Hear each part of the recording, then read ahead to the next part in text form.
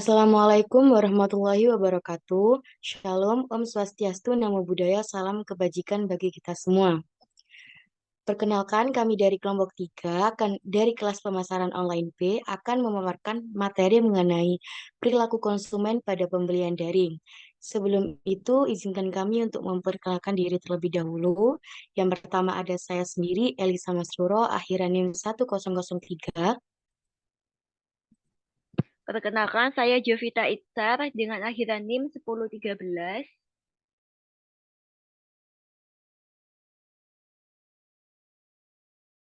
Perkenalkan, saya Winona Jessica Haryanto dengan akhiran NIM 1033. Perkenalkan, saya Dia Aryandini dengan akhiran NIM 1038. Dan saya Rita Ayolkavia dengan akhiran NIM 1068.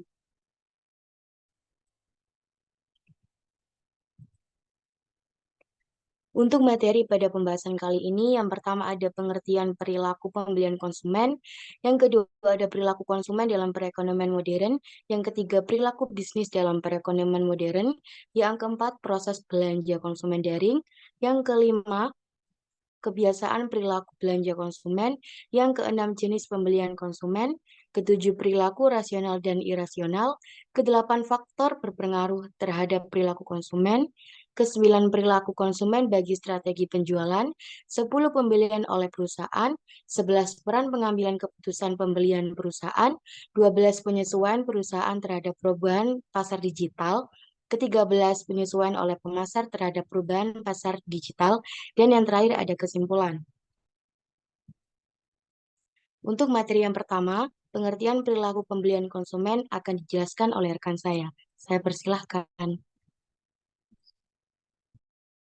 Baik, terima kasih. Saya akan membawakan materi yang pertama tentang perilaku pembelian konsumen. Nah, apa sih itu perilaku pembelian konsumen? Nah, di sini artinya itu adalah suatu kebiasaan dari konsumen di dalam melakukan pembelian produk ya, yang dimana kebiasaan tersebut itu dalam jumlah tertentu yang akan membentuk suatu pola kebiasaan atau perilaku yang terus berulang ya. Dengan bentuk polanya kebiasaan tersebut itu bisa pemasar dapat melakukan tindakan antisipasi dan penyiapan produk yang disesuaikan dengan pola tersebut ya. Contohnya pada media digital konsumen mempunyai perilaku-perilaku yang beraneka ragam dan melakukan pembelian. Nah, misalnya nih, suatu kelompok masyarakat punya perilaku pembelian di media digital pada waktu malam hari atau mempunyai perilaku pembelian pada hari Sabtu dan Minggu aja. Nah, sedangkan pagi sampai siang hari atau hari Senin sampai dengan Jumat tidak melakukan pembelian. Perilaku yang lain antara lain adalah membeli dengan menggunakan kartu kredit. Juga ada sekelompok masyarakat yang lebih suka melakukan pembelian di media digital dengan menggunakan transaksi kartu kredit. Ya, juga ada yang melakukan secara transfer. Nah, bisa dilihat dari keragaman tersebut akan berbeda pada kelompok masyarakat yang lain. Nah, contohnya di luar di Amerika Serikat, masyarakatnya tuh lebih suka membayar belanja online mereka dengan kartu kredit. Nah, sedangkan di Indonesia, masyarakatnya lebih suka membayar dengan cara transfer ke rekening penjual, walaupun saat ini sudah mulai banyak yang menggunakan kartu kredit atau kartu debit. Nah, juga dapat kita ketahui ada sebagian masyarakat yang lebih suka menempatkan uang mereka dalam bentuk deposit money atau e-money di suatu toko tertentu. Nah, dari keragaman tersebut di atas ya, yang tadi aku bilang, perlu diketahui oleh setiap pemasar, pengetahuan tadi dapat disebut sebagai data ya, atau sebuah informasi yang penting untuk memudahkan kita pemasar dapat mencapai konsumen ya. Dengan data tersebut itu bisa dilihat pemasar dapat menyediakan cara pembayaran yang sesuai konsumen dengan mengunggah produk-produk baru pada malam hari atau pada hari Sabtu dan Minggu saja, dan berbagai strategi pelayanan yang lain sesuai dengan perilaku konsumen mereka ya. Secara umum perilaku konsumen itu adalah suatu proses dan kebiasaan konsumen dalam melakukan pembelian suatu produk ya. Proses itu berarti terjadi suatu rangkaian kegiatan, dan kebiasaan itu berarti suatu kegiatan yang selalu berulang dilakukan oleh konsumen. Jadi, perilaku konsumen merupakan suatu rangkaian kegiatan yang dilakukan secara berulang-ulang sehingga membentuk suatu pola. Nah, oleh sebab itu perilaku konsumen dapat dipelajari karena kejadiannya berulang-ulang dan telah membentuk suatu pola. Contohnya juga kita bisa lihat kalau misalkan teman-teman uh, berjualan di Instagram atau TikTok atau marketplace yang lain itu terdapat suatu algoritma pola yang berbeda-beda ya. Tuh, next.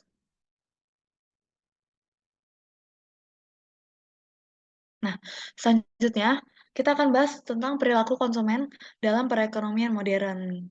Ya, next.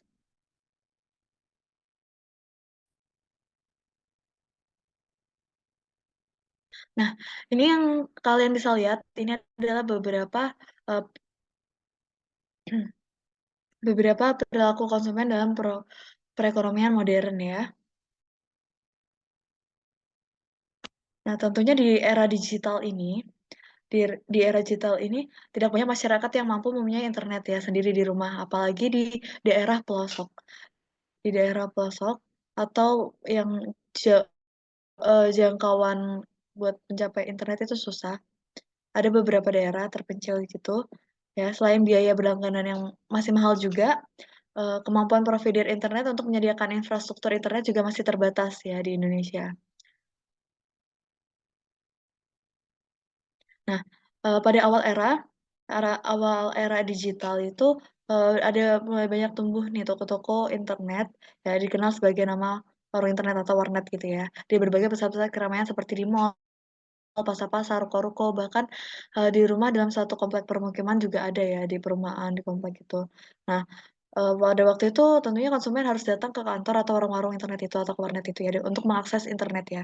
Dan untuk kecepatan akses internetnya sendiri tuh dan jaringannya tuh juga relatif masih sangat lambat ya karena keterbatasan bandwidth internet yang tersedia pada saat waktu itu. Nah, tentunya makin ke sini tuh ada revolusi yang namanya revolusi digital juga eh, sama perkembangan sistem informasi yang terjadi saat ini yang memberikan dampak perubahan perilaku kehidupan masyarakat ya. Revolusi dan perkembangan sistem ini memberikan banyak kemudahan pastinya ya, lebih nyaman, lebih cepat juga bagi konsumen, apalagi buat anak. Anak kuliahan sekarang kan tentunya lebih cepat untuk mengakses tugas ya, untuk dapat mengerjakan tugasnya juga lebih cepat. Jadi nggak perlu datang lagi ke warnet atau masih ke nyari tempat. Kadang warnet yang di sini tutup, terus nyari lagi ke warnet yang lain ada apa enggak gitu kan. Eh, Juga nggak perlu membayar mahal untuk mendapatkan akses internetnya karena sudah tersedia paket internet yang dihitung harian kayak kuota harian gitu. Nah, dari semakin bertambahnya akses atau saluran internet ini dapat memperluas akses pemasaran secara digital dan menyebabkan kompleksitas perilaku pembelian konsumen yang bertambah ya. Nah, saat ini juga konsumen eh, dengan pendapatan tinggi, pembelian secara daring lebih dipilih daripada konvensional ya, karena ada banyak alasannya juga. Selain lebih mudah ya, mereka nggak perlu panas-panasan keluar nyari nggak ketemu gitu kan, sudah datang ke tempat ini nggak ketemu, nyari ini nggak ketemu, jadi akhirnya lebih berpikir lebih mudah kalau lewat online ya, langsung tinggal pakai jari aja tanpa effort harus ngeluarin motor dulu atau mobil atau gimana. Dan juga eh, konsumen lebih memilih pembelian secara daring pada vendor yang memiliki tingkat keamanan yang lebih dianggap lebih baik gitu ya. Itu menurut Lee tahun 2029. Berdasarkan hal itu juga, revolusi digital sudah memberikan perubahan perilaku pada konsumen secara individu dan juga berdampak pada perubahan perilaku produsen dan pelaku bisnis yang lain. Gitu. Nah, sikap dan perilaku konsumen di dalam melakukan transaksi pembelian itu juga menunjukkan kepercayaan konsumen terhadap transaksi perdagangan di internet. Nah, semakin banyak internet, semakin banyak transaksi yang terjadi, bisa menunjukkan bahwa konsumen semakin percaya terhadap transaksi tersebut. Contohnya kayak testimoni gitu kan, testimoni atau enggak kalau di Shopee kan kalau di testimoni itu biasanya di Instagram ya. Kalau di Shopee misalkan kayak bintang 5 atau enggak di atas 4,8 itu kayak lebih trusted gitu kan, approve recommended gitu. Nah, jadi semakin tinggi kepercayaan yang terjadi saat menunjukkan, jadi konsumen merasa lebih puas gitu. Nah, hal ini tuh juga sesuai dengan penelitian Siddhartha dan Susanto pada tahun 2012 yang mengatakan bahwa kepuasan pelanggan saat bertransaksi berpengaruh pada kepercayaan dan hal itu dapat dinyatakan dalam sikap dan perilaku konsumen ya. Kepercayaan konsumen juga cenderung untuk menentukan keputusan akhir pembelian. Nah, kepercayaan ini bahkan lebih penting daripada dibandingkan secara konvensional ya. Kepercayaan transaksi secara daring daripada konvensionalnya karena konsumen merasa gak ada resiko nih yang lebih dalam transaksi daring akibat ketidakmampuan mereka untuk mengunjungi toko fisik yang tadi aku bilang tanpa effort gitu dan memeriksa produk secara langsung gitu. Terus juga terdapat perilaku-perilaku tersebut yang merupakan hasil dari suatu proses perubahan perilaku yang terjadi saat ini. Contoh dulu deh. Contoh dulu ya. Eh,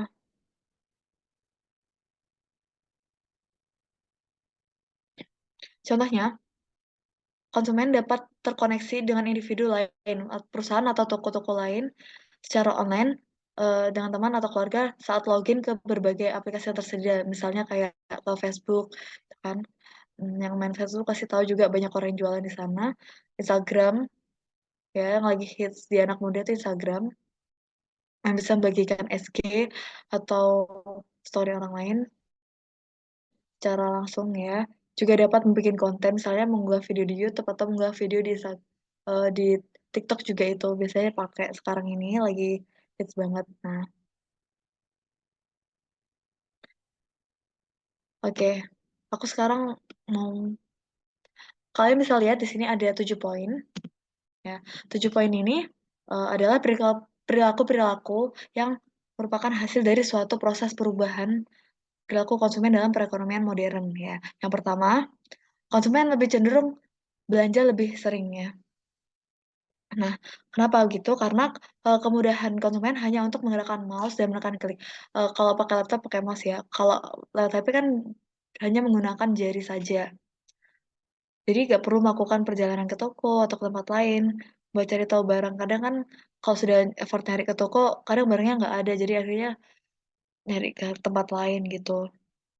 Jadi hanya melakukan mem- eh, mengklik-klik di gadgetnya mereka masing-masing ya konsumen dan berkomunikasi langsung dengan penjual ya. Hal tersebut ditunjukkan dengan beberapa website belanja yang mempunyai rating tinggi top 50 website Indonesia. Antara lain adalah Tokopedia, Bukalapak, Blibli, Belanja, dan OLX, dan lain Shopee juga ya. Eh, Jika konsumen membeli di website belanja tersebut, pembeli dapat bergabung secara informal untuk mendapatkan rabat yang lebih tinggi dari penjual. Dan yang kedua, barang yang tersedia lebih beragam ya. Kalau dulu tuh di toko kan hanya terdiri kayak beberapa jenis barang aja atau supermarket yang punya koleksi barang yang cukup banyak tapi tentunya pasti kayak terbatas gitu stoknya. Namun dengan adanya internet ya keragaman koleksi barang yang ada di toko itu lebih banyak dan lebih mudah ditemukan ketika daripada dibandingkan dengan toko konvensional ya. Juga ukuran barang selain variasi barang yang beragam, ukuran barangnya juga beragam dari yang sangat kecil sampai sangat besar. Harga barang pun juga beragam dari murah sekali sampai mahal sekali. Jumlah pembelian juga beragam dari satu unit sampai banyak unit itu ya dari keberagaman barangnya itu. eh, Contohnya pada website Tokopedia dapat ditemukan banyak banget nih kategori atau subkategori dari produk yang ditawarkan ya. Konsumen dapat mencari produk berdasarkan kategori atau produk ya berdasarkan abjad atau memasukkan nama produk di searchingnya itu lalu diklik baru muncul di situ bisa dilihat barang-barang yang mereka cari. Nah, selain itu juga lokasi barang juga menjadi bukan suatu halangan ya. Nah, jika barang yang dicari tidak ditemukan di suatu website, maka konsumen dapat menggunakan website lain untuk mendapatkan produk yang dicari tanpa harus pindah posisi ke tempat yang lain. Yang ketiga, website menyediakan banyak informasi praktis. Nah, di sini Maksudnya gimana sih?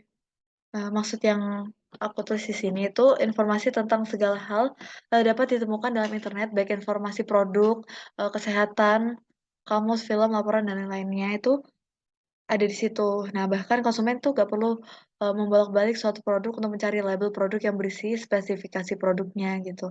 Kan biasanya tercantum di suatu produk itu di deskripsi produknya tuh udah jelas ya. Kalau jualan baju itu ada kayak LD, PB gitu juga kan. Di deskripsi produk penjual tuh sudah memasukkan deskripsi lengkap ya. Contohnya muat di BB berapa gitu-gitu. Ya, terus juga menurut Wang dan Chang pada tahun 2013 ya, menambahkan bahwa informasi produk yang disediakan dalam website menjadi penting untuk meminimalkan risiko kerugian bagi calon pembeli.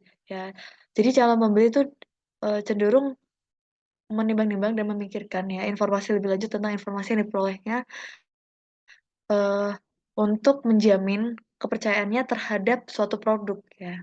Tuh. Lanjut next, poin 4, konsumen menjadi lebih mudah berinteraksi dengan penjual. Nah, di sini pembeli itu dapat memilih memesan barang dari rumah ya tanpa perlu ke tempatnya gitu. Atau kalau yang kerja di kantor dengan melalui gadget saja atau komputer juga bisa. Juga diterima barang yang diterima juga bisa di mana aja sesuai yang mereka cantumkan lokasinya yang mereka inginkan ya. Juga melalui website itu, konsumen dapat bertanya baik melalui form tanya jawab, email, atau melakukan chatting online ya. Karena sudah tersedia chatting online di marketplace saat ini. Tentunya dengan penjual secara langsung tanpa melalui pedagang perantara. Contohnya nih, di Shopee itu kan tersedia, misalkan kalian kalau cari suatu produk itu tersedia eh, kolom chat-chat dengan penjual atau di penjual tuh chat dengan pembeli itu tersedia gitu biasanya. Nah, di situ kita bisa tanya produknya masih ada, ada atau apa, ada atau enggak gitu, ada enggaknya produknya itu. Nah, di situ tuh konsumen dapat membandingkan produk atau jasa antar penjual juga dengan respon penjual yang baik itu mereka biasanya konsumen membanding-bandingkan nih. Oh, ini kalau misalkan penjualnya lebih ramai itu konsumen itu nilai plus tersendiri bagi konsumen ya. Juga melalui kemudahan berpindah dari suatu website ke website lain, konsumen menjadi lebih mudah membandingkan suatu produk dengan produk lainnya. Ya, bahkan dengan harga juga. Misalkan ada juga kan orang yang jual produk yang sama tapi harganya yang berbeda. Tentunya mereka nyari yang lebih murah. Ya, kita juga sebagai konsumen kan pastinya gitu. Itu sih. Next ke poin ke 5. Eh, ya, poin kelima. Konsumen dapat membandingkan produk atau jasa antar penjual. Ya, itu yang tadi aku bilang, konsumennya tentunya dengan kemudahannya mereka mencari suatu produk ini. Biasanya kan di Shopee itu kan ada kan logo kameranya di atas itu mereka bisa dengan memfoto produknya itu langsung keluar kan. Nah, di situ biasanya terdapat banyak sekali produknya tapi harganya berbeda-beda. Tentunya di situ mereka nyari harga yang lebih murah. Contoh lain, misalkan di Traveloka atau di Trivago dan lain-lainnya, tuh kita kalau nyari tiket hotel atau tiket pesawat, kadang itu ada tempat yang sama tapi dengan harga yang berbeda kalau di beda aplikasi gitu. Next, poin ke-6, pembeli dapat bergabung di dalam suatu forum dalam internet dan berdiskusi tentang suatu barang atau jasa dengan pembeli lainnya secara mudah dan cepat ya. Menurut si DKK pada tahun 2013 mengatakan bahwa perilaku efektif lebih berperan dalam menentukan keputusan pembelian pada forum BOM dan pada perilaku kognitif ya. Contohnya nih, kaskus.com.id adalah salah satu contoh forumnya. Pada website itu, konsumen dapat bergabung dengan suatu komunitas dalam suatu topik tertentu, misalnya kesehatan, pemasaran, elektronik, fashion, berita, buku, game, dan yang lain-lainnya. Nah, di situ konsumen tuh bisa bertanya maupun memberikan pendapat mereka terhadap suatu produk di forumnya itu. Dan ranking website ini cukup tinggi di Indonesia. Pada September 2017, ranking website ini mencapai ranking ke-13 top Indonesia dan di dunia berada pada ranking 235 top. ya, menurut alexa.com. Next, poin ke-7, konsumen lebih sering melakukan penelitian sendiri terhadap produk yang akan dibeli. Ya, menurut Arya Dinata pada tahun 2015 mengatakan bahwa dulu promosi sebuah produk itu dapat dikatakan sederhana ya, karena tahapan seseorang terkena sesuatu stimulus sampai tertarik untuk membeli suatu produk hanya 3 tahap. Tahap pertama, mereka melihat referensi atau iklan dari TV, billboard, radio, atau koran. Setelah mereka mengetahui itu, mereka langsung datang ke tokonya buat coba produk untuk membelinya gitu kan ya. Setelah membeli, mereka pulang nih, terus dicoba produknya, terus kembali lagi. Nah, ini tuh bisa disebut second moment of truth. Jika mereka menyukai produknya tersebut tuh, baru mereka melakukan word of mouth ya. Pada era digital sekarang ini, promosi sebuah produk tuh telah berubah ya, sangat berubah kalau menurut aku. Juga terdapat suatu tahap baru, yaitu tahapan antara stimulus pertama dengan tahapan first moment of truth ya. Tahapan itu tuh disebut sebagai zero moment of truth. Zero moment of truth ya. Yang dimana tahapan ini tuh menunjukkan bahwa ketika akan membeli produk ya, setiap orang tidak lagi hanya mengandalkan iklan. Kayak cuma lihat iklan terus kayak langsung tertarik gitu. Namun mereka terlebih dahulu melakukan survei atau penelitian terkait produk yang mereka inginkan ya. Biasanya mereka melakukan penelitian melalui search engine beberapa jam sebelum melakukan pembelian. Misalkan kita cewek-cewek nih beli skincare kan ya. Sekarang iklan-iklan skincare kan tentunya menarik banget perhatiannya. Tapi semenarik iklan itu, kita tentunya masih mencari dulu nih skincare-nya itu cocok gak ke kulit kita, atau skincare-nya itu gak ada kandungan yang pas gak buat kulit kita, atau ada beberapa kandungan yang gak boleh. Ini pasti kita cari ini skincare-nya aman gak ya, mengandung merkuri apa enggak ya, kayak gitu guys. Eh dari aku ini saja cukup. Mungkin bisa dilanjut dengan partner saya. Saya akan menjelaskan materi perilaku bisnis dalam perekonomian modern. Yang pertama, perusahaan harus menyediakan fasilitas teknologi digital atau internet dan software pendukung, misalnya komputer, software dengan desain grafis, kamera digital, dan lain-lain, untuk ikut bersaing dalam pemasaran digital. Pada era sebelum teknologi digital, perusahaan hanya memerlukan komputer dan printer untuk menawarkan produk ke konsumen. Namun pada era digital, surat penawaran dapat dikirim melalui email termasuk gambar dan brosur lainnya. Lalu yang kedua, ada didikan dan pelatihan SDM perusahaan untuk dapat menggunakan dan memanfaatkan teknologi digital, seperti training pengenalan dasar-dasar internet, training software pengolahan materi promosi, training strategi pemasaran di internet, dan lain-lain. Lalu yang ketiga, ada pemanfaatan website sebagai sarana informasi dan saluran penjualan baru. Perusahaan tidak perlu mengirimkan tim pemasar untuk bepergian ke suatu kota ataupun negara. Untuk melakukan program pemasaran, mereka cukup mempromosikan website atau mengunggah program-program mereka di website yang paling sering dilihat oleh masyarakatnya. Lalu yang keempat, ada mulai mengalihkan materi informasi produk dari brosur konvensional ke dalam website. Website menampung lebih banyak informasi mengenai jenis produk tanpa adanya batasan. Perusahaan hanya perlu memesan kapasitas website yang lebih besar jika materi yang dialihkan ke dalam website tersebut memerlukan server yang cukup besar. Next.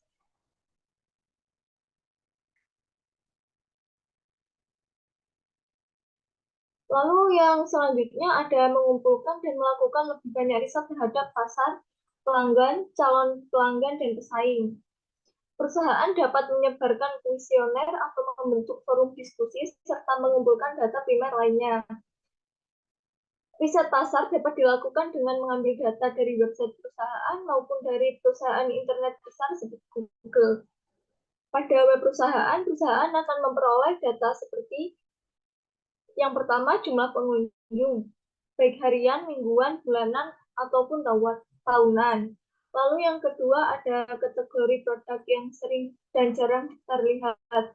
Lalu yang ketiga, ada produk-produk yang sering dibeli oleh pengunjung. Yang keempat, ada rata-rata harga produk yang akan dibeli. Yang kelima, informasi produk yang kurang jelas bagi pengunjung. Lalu yang terakhir, bagi perusahaan yang menyediakan form data maupun registrasi bagi pengunjung sebelum melakukan pembelian, maka perusahaan akan mendapatkan data pribadi pengunjung, seperti nama, jenis kelamin, dan lain-lain. Pada Google terdapat informasi yang dapat digunakan perusahaan untuk melakukan riset pasar. Misalnya, perusahaan-perusahaan yang ingin memasarkan traktor. Google dapat memberi informasi antara lain seperti kata kunci yang digunakan dan alternatif kata kunci tersebut. Lalu negara atau provinsi yang sering mencari traktor di internet. Yang terakhir, waktu yang digunakan dalam mencari traktor di internet dan lain-lain.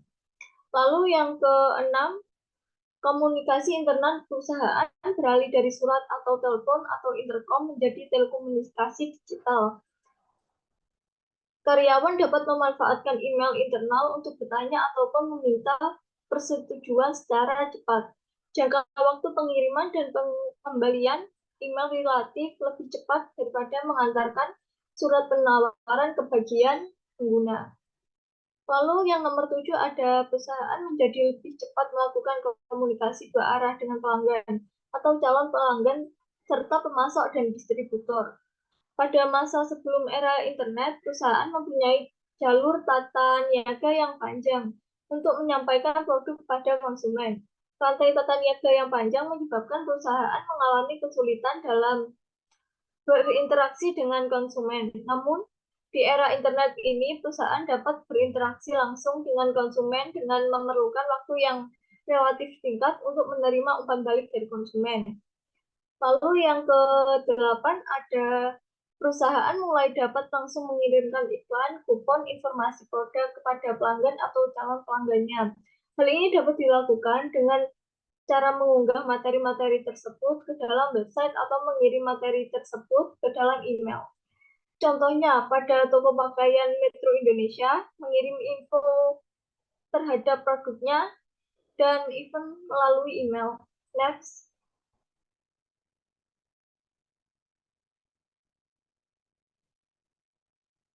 Yang ke-9, perusahaan mengetahui beberapa banyak pengunjung di situs web perusahaan dan juga jumlah kunjungan pengunjung. Perusahaan dapat melakukan penyesuaian penawaran dan layanan sesuai kebutuhan pengunjung dan dapat membandingkan tingkat kunjungan dengan kompetitor. Semakin tinggi tingkat kunjungannya, maka mereka akan menaikkan posisi tawar terhadap kompetitor. Lalu yang terakhir ada perusahaan meningkatkan kerja logistik dan memperbesar volume operasional untuk menghemat biaya dan meningkatkan ketelitian serta kualitas pelayanan. Hal tersebut dapat dimungkinkan karena pengiriman dan penerimaan informasi pesanan, transaksi pembayaran antar perusahaan maupun pelanggan menjadi lebih cepat dengan adanya internet. Efisiensi waktu dan biaya pengiriman sehingga kinerja perusahaan menjadi lebih tinggi. Next.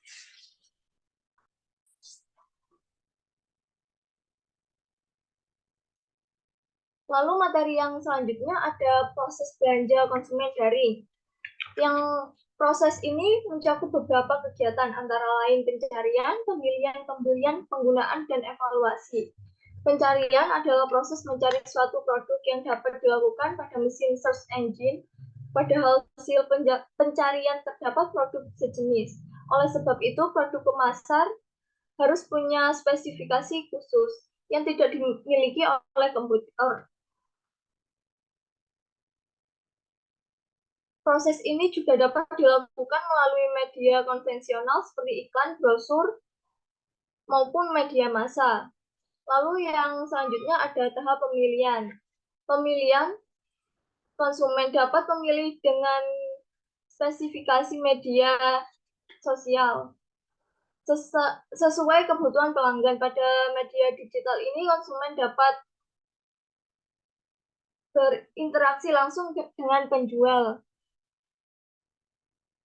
Pada media digital terdapat informasi seperti referensi, testimoni konsumen, ulasan atau diskusi konsumen, atau yang disebut juga dengan e-worm.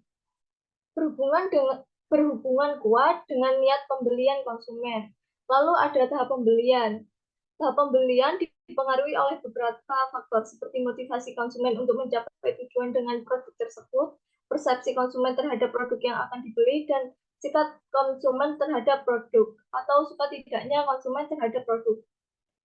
Proses pembelian pada transaksi non-digital dilakukan dengan mengunjungi toko dan melakukan proses pembayaran, sedangkan pembelian di media digital dapat dilakukan dengan melakukan pembayaran dengan cara yang tersedia.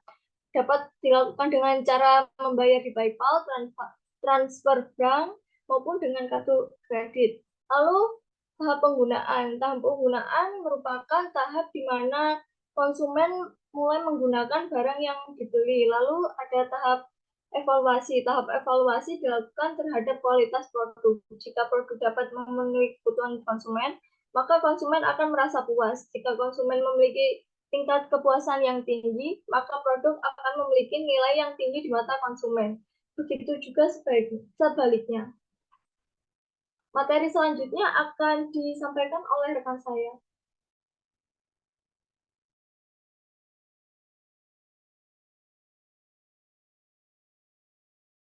Perilaku konsumen. Tadi di materi-materi sebelumnya kan udah dijelasin ya, sekarang kita bahas lebih dalam lagi. Perilaku belanja. Nah, ada aspek-aspek yang terkandung di dalamnya. Yang pertama ada teknologi. Nah, perilaku belanja konsumen ini atau belanja konsumen yang secara daring ini atau online itu pasti butuh namanya teknologi.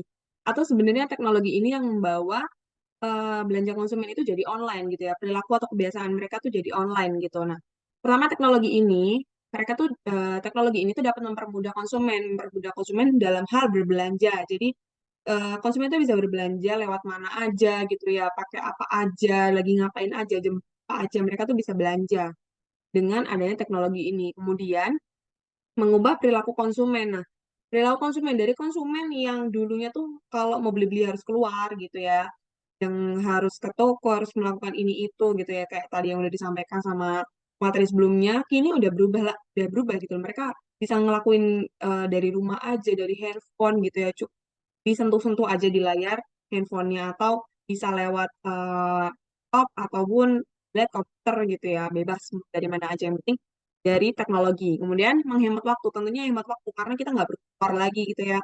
Kalau keluar kan kita perlu effort, kita harus mandi, harus siap-siap, pakai baju segala macam, wangi gitu ya. Dan mungkin masih manasin kendaraan gitu ya, manasin motor atau mobil gitu kan. Tapi kalau kita pakai online, nggak perlu melakukan hal itu. Jadi kita tinggal klik-klik gitu ya, tiba-tiba barang udah nyampe beberapa hari ke depan. Bisa jadi langsung nyampe gitu ya. Kalau kita belinya mungkin deket-deket gitu. Kayak misalnya kita pakai klik Indomaret, itu mungkin kayak 1-2 jam kemudian akan nyampe gitu ya. Tapi kalau kita belinya mungkin di luar kota, mungkin beberapa hari gitu, tergantung jauh kotanya, jarak kotanya.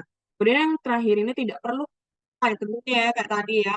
Kalau namanya udah teknologi, lagi udah diam di rumah, stay at home aja gitu ya, kita udah bisa apa lewat teknologi ini.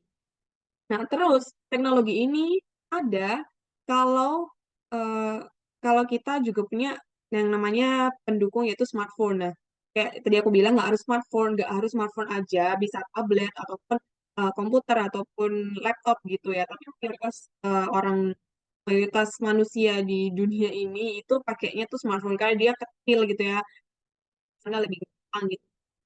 Karena dia mobile gitu kan. Nah, pengguna smartphone di Indonesia ini tahun 2022 itu ada sekitar 202 juta yang memiliki smartphone. Kemudian pada tahun 2023 ada 212,9 juta. Ini cuman jarak setahun aja itu pemilik smartphone itu ada perbedaannya di sini 10,9 juta ya, udah banyak banget. Sementara kalau di dunia itu tahun 2023 ada 7,33 miliar. Banyak banget ya. Kemudian selanjutnya,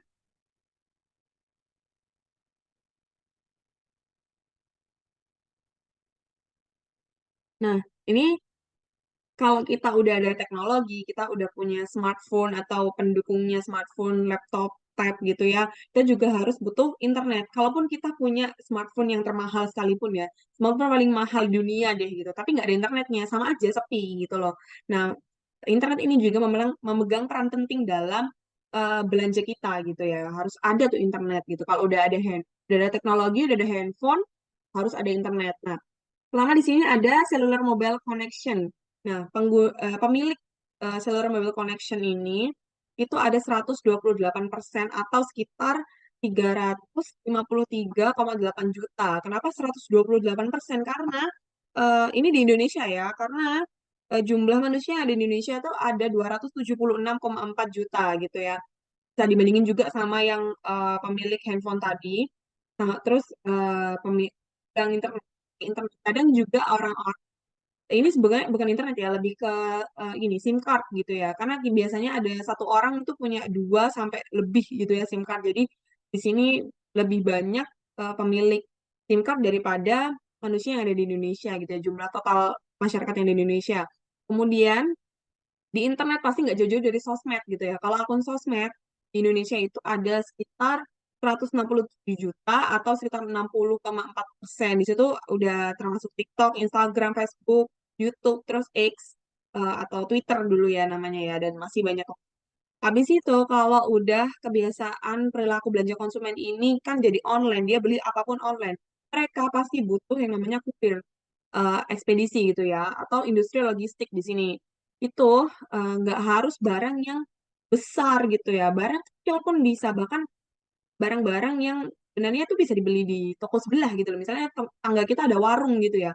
Ada warung kita bisa beli di situ, tapi nggak tahu kenapa kita malah milih beli di toko online gitu ya. Mungkin ada gratis promo atau dan sebagainya gitu ya yang bikin di online.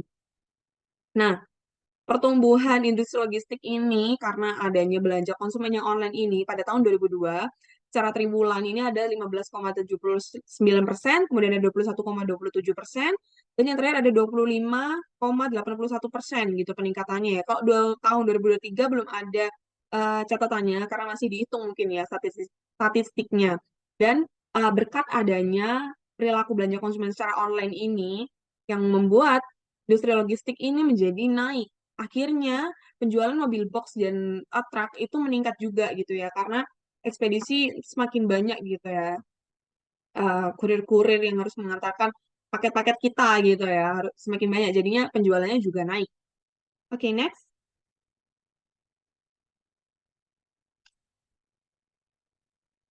Nah, di sini ada jenis pembelian konsumen. Ada 4 jenis. Yang pertama ada pembelian yang kompleks.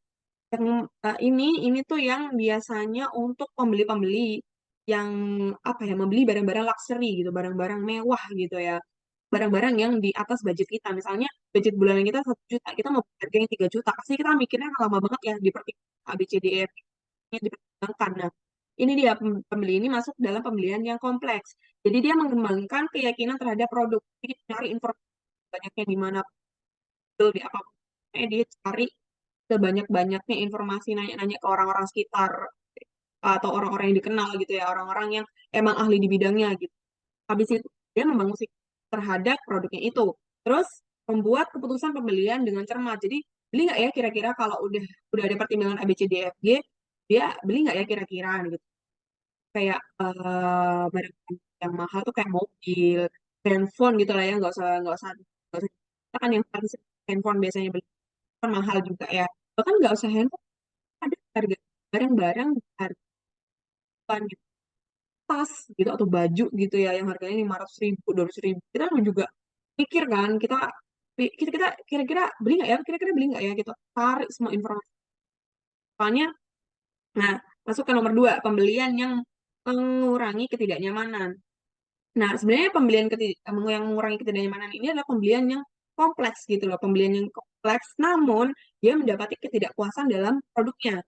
Karena mungkin ini produknya nih udah reviewnya udah bagus gitu ya dari A B C D E F G yang dia lihat udah bagus semuanya, tapi ketika sampai tidak sesuai ekspektasi gitu loh, ekspektasinya terlalu high gitu ya, jadi pas nyampe aduh gak sesuai ternyata gitu ya, padahal review-reviewnya udah bagus gitu ya.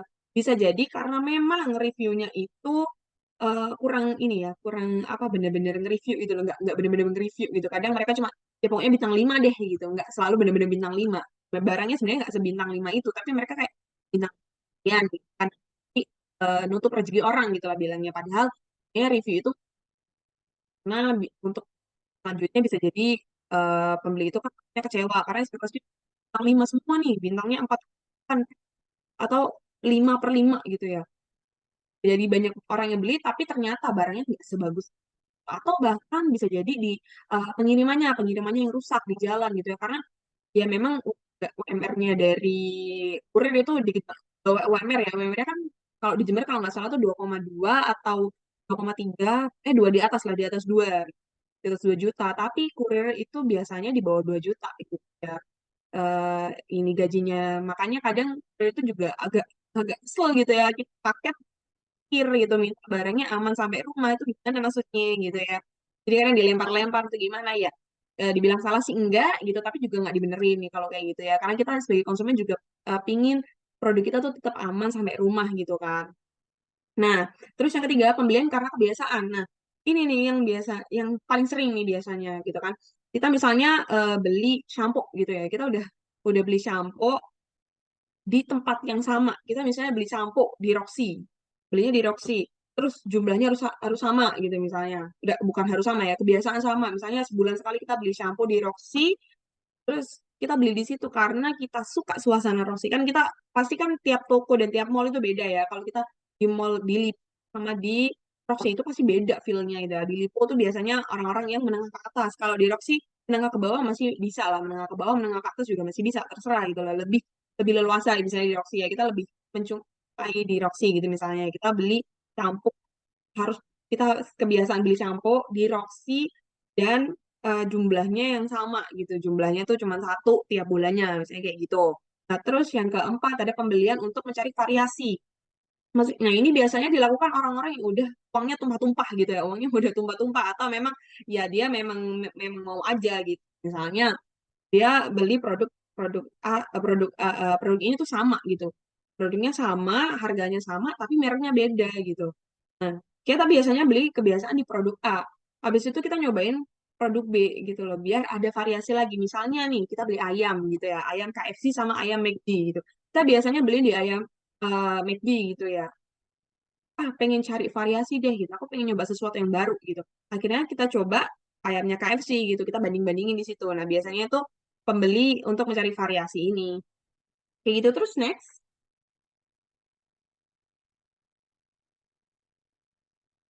Nah, ada juga pembeli secara rasional dan irasional. Nah, kalau pembeli secara rasional ini biasanya orang-orang yang gimana ya, udah ini ya, berpikir rasional gitu lah ya istilahnya. Mereka tuh beli secara sesuai kebutuhan. Jadi kalau butuh ya beli, kalau nggak butuh ya nggak beli gitu. Misalnya kita ke Indomaret beli-beli gitu, beli roti, ya udah beli roti, terus ditawarin ada promo mas, ada ini, udah nggak, aku maunya cuma roti aja, udah nggak usah tawarin yang lain kayak gitu kalau belum rasional. Beda beda sama irasional. Nah, nanti gimana ya irasionalnya. Irasional tuh biasanya kan gini, orang-orangnya tuh belinya, pernah nggak sih ke Indomaret terus beli apa ya gitu ya. Ini biasanya tuh orang-orang irasional tuh kayaknya tuh. Nah, kalau orang rasional itu pasti dia belinya sesuai kebutuhan. Kalau butuhnya A ya A gitu, udah nggak mau yang lain gitu. Kalaupun ada B, tapi dia mikir dulu tuh kira-kira butuh ya, kayak kalau nggak butuh ya nggak jadi. Tapi kalau misalnya butuh, tapi mungkin butuhnya seminggu ke depan gitu, udahlah beli sekarang mumpung promo tuh, biasanya gitu ada. Terus ada manfaat optimal, manfaatnya pasti optimal banget ya, namanya juga kebutuhan ya, pasti manfaatnya yang optimal gitu. Kalau mas kali beli, mutunya baik, pasti mutunya baik. Kenapa? Karena pembeli rasional itu kan membeli kebutuhan ya, pasti kebutuhan tuh akan repeat order gitu. Jadi mutunya baik. Kalau dia misalnya mau repeat order yang nggak baik, dia akan cari yang lain. Kemudian harganya sesuai budget. Budgetnya misalnya kita punya uang 1 juta, kalau kita beli barang ya 1,2 juta, ya gila kali gitu. Mana 200-nya minus dong, masa kita mau ngutang kan kayak gitu ya. Jadi pembeli rasional pasti beli harganya sesuai sama budgetnya dia. Kalau budgetnya 1 juta, ya belinya 1 juta gitu. Nah, terus kalau pembeli irasional, pembeliannya gegabah ya. Pembelian gegabah, jadi gegabah dia dia lagi scroll scroll TikTok gitu, tiba ada barang bagus banget di TikTok nih, cuma 200 ribu gitu. Biasanya aku beli ini 1 juta nih gitu. Kok ini 200 ribu? Tiba-tiba gegabah dia langsung nyari di toko orang atau toko hijau gitu. Atau dia langsung beli aja di TikTok Shop itu gitu. Habis itu dia ternyata uangnya nggak cukup gitu ya. Ini kan dia akhirnya pakai pay later dong gitu. Nah, terus yang kedua ada menjaga gengsi. Nah, menjaga gengsi ini ya misalnya nih ada tas gitu ya. Kita beli di Shopee cuma 100 ribu. Nah, ada merek misalnya kita Elizabeth lah gitu ya. Elizabeth ini harganya 500. Walaupun produknya sama, desainnya sama, semuanya sama gitu ya. Paling ya kualitasnya premium sama biasa gitu ya. Tapi kan kita kan nggak banyak orang yang tahu dengan hal itu ya gitu. Kalau kita nggak ngasih tahu atau bareng-bareng atau gimana atau orang yang benar-benar teliti banget kadang nggak kelihatan gitu lah. Gitu. Nah tapi karena kita menjaga gengsi, ya kayaknya kita yang di Shopee tuh kayak gak deh gitu, walaupun 100.000 lebih murah gitu dan sama persis gitu misalnya ya. Gak deh aku punya Elizabeth, tetap memilih Elizabeth karena menjaga gengsi kayak gitu. Nah biasanya terus dia juga tuh mudah tertarik dengan desain. Desain di sini maksudnya adalah kayak display toko gitu loh. Nah kalau udah barang display-display toko itu kan mahal ya. Kalau udah ada displaynya itu kan mahal ya. Misalnya kita ke gudang gitu, ke gudang baju gitu ya. Nah, kalau orang-orang rasional, aku mau nyari daster. Nggak, udah warna daster warnanya biru deh gitu. Ini warna biru. Habis itu dia diajak, ini Bu, dasternya warnanya biru gitu. Itu misalnya masih dilipat, dimasukin kresek gitu kan biasanya, masukin plastik gitu ya. Dia lihat, motifnya kayaknya lucu ya dari lipat, walaupun masih dilipat di dalam plastik gitu. Lucu kayaknya, oke deh, aku butuhnya, pokoknya daster kan, ini daster kan, iya, iya, panjangnya selutut, oke, oke gitu. Tapi kalau pembeli irasional ini, biasanya mereka kayak, Mas bisa dibuka dulu nggak? Boleh dicoba dulu nggak? Atau kalau ada patung, kita cobain ke patungnya dulu nggak? Aku pengen lihat gimana gitu. Karena mereka tertariknya tuh dari desainnya gitu loh, bukan karena mereka butuh belinya gitu loh. Aku pengen buang-buang duit aja gitu. Nah, terus pembeli irasional ini mereka juga sosial media a lot. Jadi mereka pakai sosial media tuh bener-bener sebanyak itu gitu loh. Yang gimana nggak pakai ya mereka lihat iklan aja, lihat iklan dikit udah pengen beli gitu loh. Berarti kan mereka bener-bener sosial media banget sih, orang sosial media gitu. Mungkin seharinya dia mungkin pakai lebih dari 10 jam untuk lihat sosial media gitu kali ya, matanya sampai merah, bengkak gitu kali, nggak tahu ya. Pokoknya mereka pasti orang-orang yang menggunakan sosial media yang banyak kayak gitu. Oke, selanjutnya silakan.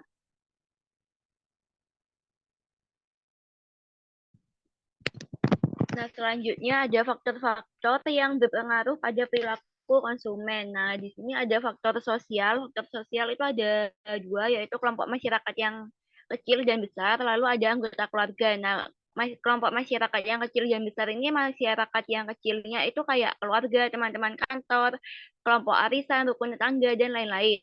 Nah, kalau yang kelompok masyarakat besar itu kayak komunitas, terus kayak perkumpulan-perkumpulan gitu. Nah, ini ya bisa mempengaruhi karena kalau tiap kumpul-kumpul kan pasti kan punya ketertarikan yang beda-beda gitu kan. Misalnya yang di kelompok besar kalian kumpul-kumpul itu sama pecinta film ta, novel ta. Nah, nanti kan berbeda lagi kalau kalian di kelompok masyarakat kecil. Nah, selanjutnya ada anggota keluarga. Nah, jadi ya dulu, kalau zaman dulu biasanya yang paling suka beli-beli kan ibu-ibu. Nah, kalau sekarang, zaman sekarang karena adanya sosmed itu, jadi anak-anak juga bisa mempengaruhi anggota keluarga yang lain. Misalnya kalau ada anak-anak gitu kan, anak-anak lihat diskonan es krim di Indomaret gitu kan, nanti ya minta ke mamanya, Ma aku mau beli es krim gitu, gas wis. Nah, selanjutnya ada faktor personal. Nah, faktor personal ini yang pertama ada ekonomi. Nah, kalau ya memang sih yang paling awal yang mempengaruhi itu ekonomi. Kalau misalnya kalian nggak punya uang, kan nggak bisa hedon. Jadi berpengaruh pada gaya hidup. Meskipun kalian mau pakai pay later, tapi kan bingung mau melunasi utangnya nanti kan. Nah, ini juga berpengaruh pada kepribadian kalian. Kalau misalnya punya uang banyak, terus gaya hidupnya hedon, nah otomatis kepribadiannya juga suka hedon.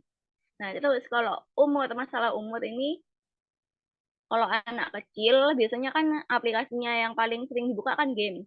Terus remaja menuju dewasa itu kayak kita-kita. Nah, itu biasanya kan kayak Instagram, Twitter, dan lain-lain kayak TikTok gitu kan. Nah, kalau misalnya yang udah dewasa kayak dosen-dosen gitu, nah pasti kan paling sering membuka aplikasi yang berhubungan dengan pekerjaannya. Nah, kalau mau beli-beli harus disesuaikan oleh umurnya juga. Nah, kalau misalnya anak-anak kan pasti paling top up game gitu kan. Jadi kan yang pasti dicari top up game gitu. Nah, kalau udah dewasa-dewasa gini paling ya beli beli keperluan kantor, keperluan rumah gitu kan. Terus yang berpengaruh juga jenis pekerjaannya ini. Nah, kalau misalnya kan sekarang kan ada konten kreator itu kan. Nah, Jadi ya pekerjaannya apa, belinya apa. Kalau misal dokter ya paling ya beli hand sanitizer online gitu kan mumpung diskon. Nah, terus ada faktor kebudayaan. Nah, faktor kebudayaan ini yang pertama yang kebudayaannya kalau misal ada kayak kalian tinggal di agak desa pedalaman gitu, nah kan otomatis tidak terlalu terpapar dengan media sosial itu kan. Jadi otomatis daya belinya itu juga rendah. Terus kalau misal kalian tinggal di kota, kan pasti kan 24 jam nonstop mungkin media sosial gitu kan. Otomatis kalian scroll-scroll, beli, check out gitu. Nah, terus ada kelas sosial. Kalau kelas sosial ini ya pasti berpengaruh berkaitan erat dengan ekonomi dan gaya hidup yang tadi. Jadi kalau kelas sosial misalnya ya ada teman kalian yang kaya raya banget itu, nah pasti kan beda kan kelasnya sama kalian-kalian yang gak punya uang. Jadi kan ya gaya hidupnya juga berbeda, kelas sosialnya otomatis berbeda. Seperti itu. Selanjutnya,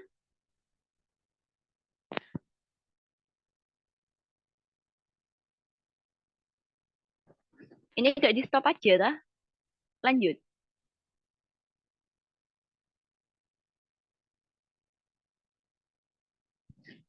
Nah, selanjutnya ada yang perilaku konsumen bagi strategi penjualan. Jadi, sebagai manajer pemasaran ini harus memperhatikan konsumennya. Nah, perilaku konsumen ini biasanya ada trennya. Kalau pas konsumennya lagi sering banget membuka website online, jadi otomatis manajer pemasarannya itu harus melakukan pembukaan toko di sebuah website itu. Terus kalau misal konsumennya itu kayak suka beli-beli di media sosial, jadi mereka harusnya membuat iklan di media sosial itu. Lalu kalau misalnya konsumennya itu suka bayar pakai kartu kredit, pay later, nah jadi konsum eh, jadi yang penjualnya itu harus memfasilitasi di ada pilihan untuk kartu kredit dan pay later di toko tersebut.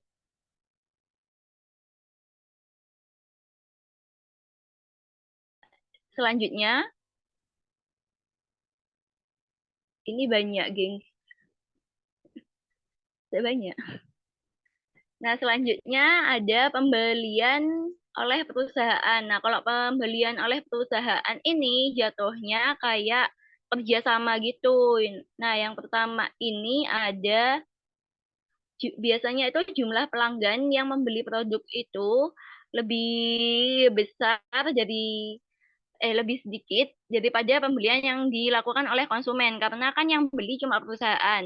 Lalu yang variasi produk yang dibeli itu biasanya sangat banyak. Jadi jatuhnya kayak kulaan gitu. Terus biasanya hubungan antara pemasok dengan perusahaan itu sangat erat kan sudah aku bilang tadi itu jatuhnya kayak kerjasama. Kalau misalnya kepada konsumen aja itu kan cuma hubungan penjual sama konsumen. Selanjutnya ada para pembeli perusahaan ini berada pada satu lokasi yang sama atau satu kawasan yang sama karena belinya mereka biasanya di perkantoran atau di pabriknya langsung.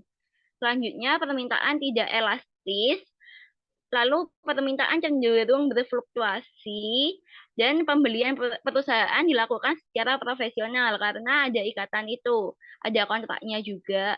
Terus yang selanjutnya keterlibatan SDM dalam perusahaan itu semakin banyak. Lalu perusahaan lebih suka membeli langsung dari produsen tanpa melalui perantara untuk produk yang rumit dan mahal. Dan terakhir, perusahaan lebih memilih produk leasing peralatan-peralatan berat daripada membeli untuk menggunakannya. Selanjutnya akan dijelaskan oleh teman saya. Baik, di sini saya akan melanjutkan materi yang ke-11, yaitu peran pengambilan keputusan pembelian perusahaan.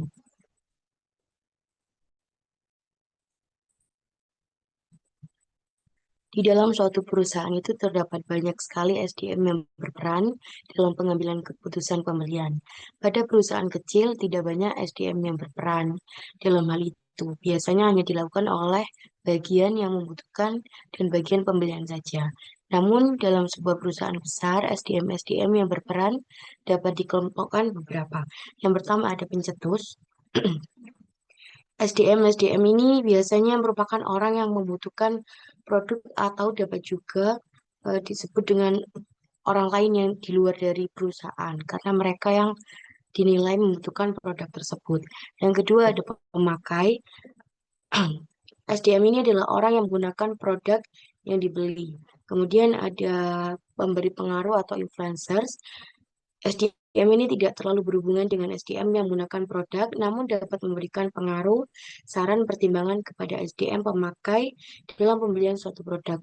Ini bisa seperti dampak dari metode word of mouth, kemudian dari promosi melalui orang lain atau influencer biasanya juga.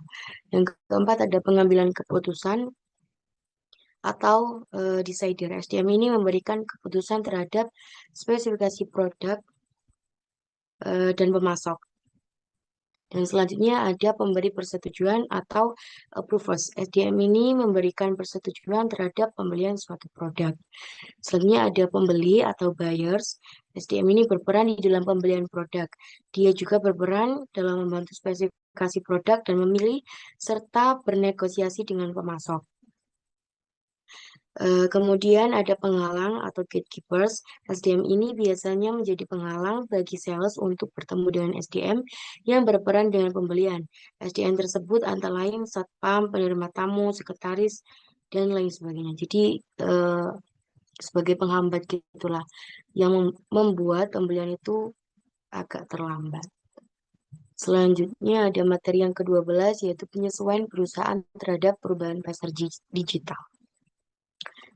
Perubahan pasar saat ini sangat cepat disebabkan oleh adanya perkembangan teknologi yang sangat besar, globalisasi dan deregulasi. Penyesuaian oleh perusahaan itu salah satunya bisa disebutkan di bawah ini yang bisa dilakukan untuk menyesuaikan yang pertama yaitu melakukan rekayasa ulang atau re-engineering, yaitu mengubah fungsi utama suatu departemen atau divisi menjadi suatu divisi yang berdasarkan suatu proses penting dan setiap proses dikelola oleh suatu tim multidisiplin. Yang kedua ada mengalihkan sumber daya dari sumber daya yang berasal dari luar gitu. Hal ini dilakukan untuk memperkecil aset dan cenderung menjadi perubahan virtual namun mempunyai ROI yang sangat tinggi. Perolehan sumber daya tersebut dengan memperhitungkan harga yang lebih murah dan kualitas yang lebih baik.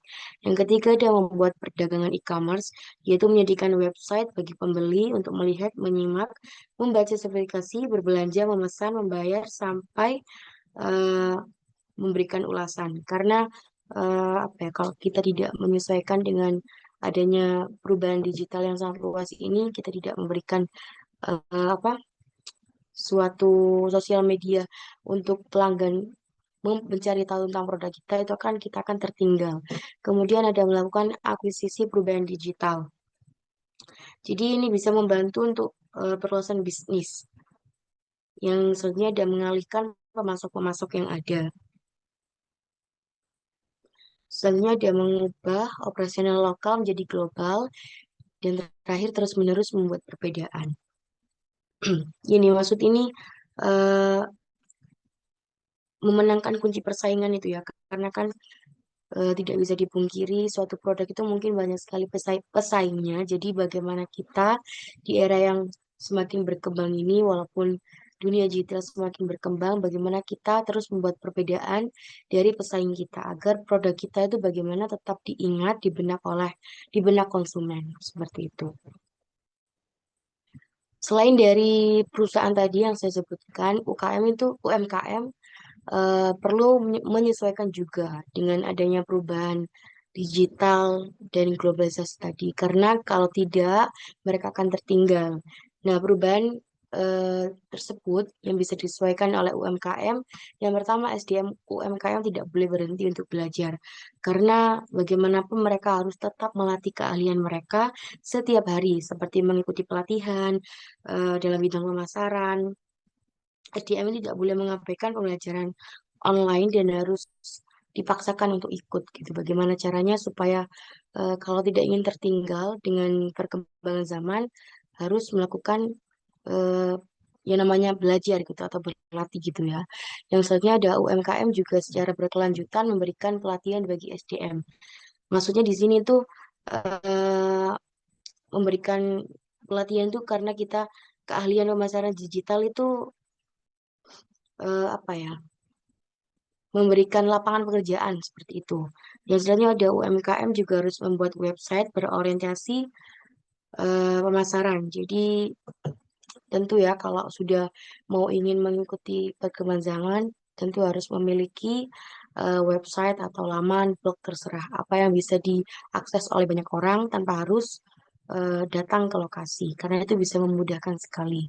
Selanjutnya ada UMKM harus menambahkan gambar-gambar produk. Kan biasanya kalau dianggap sepele nggak usah ada gambar kan nggak apa-apa. Kalau misalkan mau mengikuti perkembangan zaman dengan berjualan secara online, misalkan dengan membuka laman website itu harus wajib mencantumkan gambar produk karena itu akan menjadi gambaran pelanggan nanti untuk akan menjadi calon pembeli.